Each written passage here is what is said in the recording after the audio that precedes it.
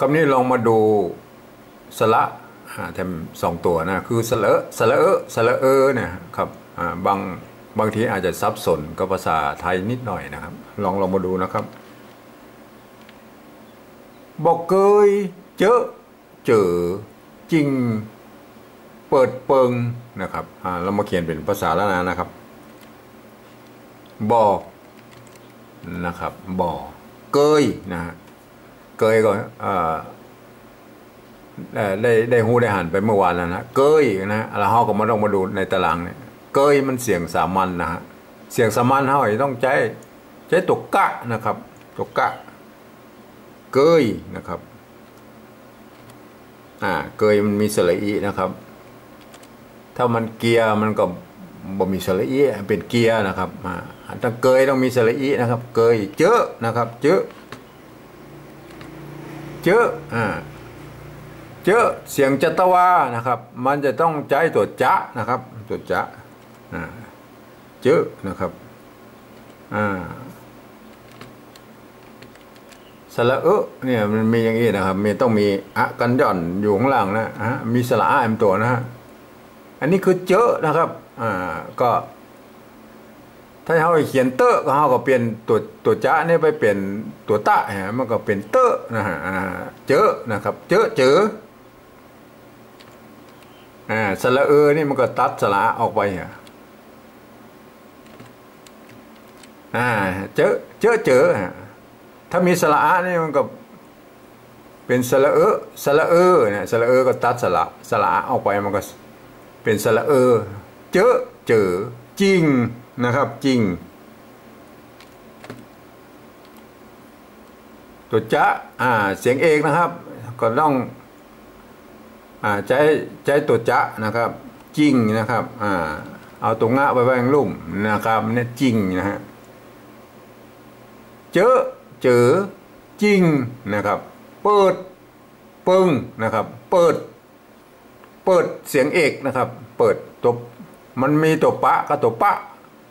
เปิดมันก็จะต้องใช้เสียงเอกก็จะต้องใช้ตัวปะนะครับเปิดนะครับทีนี้มันมาใจอย่างนี้นะครับเปิดมันสระเนี่ยครับเปิดมันไม่ใช่นะฮะมันไม่ใช่ผสมอย่างนี้นะฮะคือถ้ามันมีตัวสะกดแล้วนะครับจะต้องตัดไอตัวออกไปนะครับตัดออกไปนะครับแล้วเอาตัวดะเนี่ยไปไว้ตรงลุ่มนั่นนี่เขาเรียกว่าห้องว่าเปิดนะครับเนี่ยนี่อ่านว่าเปิดนะครับเปิดเปิงนะฮะเปิงเสียงสามัญนะครับเปิงเสียงสามัญเพราะนั้นจะต้องใช้ตัวปะนะครับตัวปะนะครับเปิง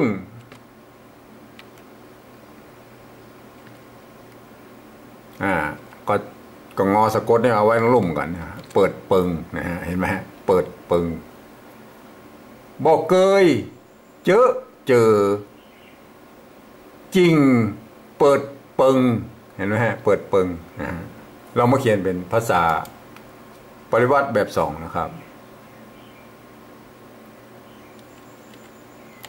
บ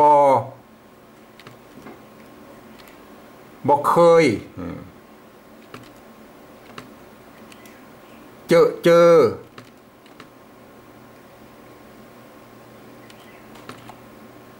จริงเปิดเพิงนะฮะอ่านเป็นคำไทยนะไม่ต้องเป็นอีนะบอกเคยเจอจริงเปิดเพิงนะฮะอันนี้ก็คือจะต้องเทียบตัวมาใส่นะในภาษาปริวัตินี่พร้อมนะฮะเพราะนั้นมันก็เวลาอ่านถ้าอ่านบ่เป็นมันก็จะไปทางใต้ว่าล่ะครับเพราะนั้นแบบที่2นี่มันเอาไว้สำหรับคนที่รู้ภาษาละนานะครับเพราะว่านี่เป็นภาษาปริวัติพวกก็จะอ่านว่า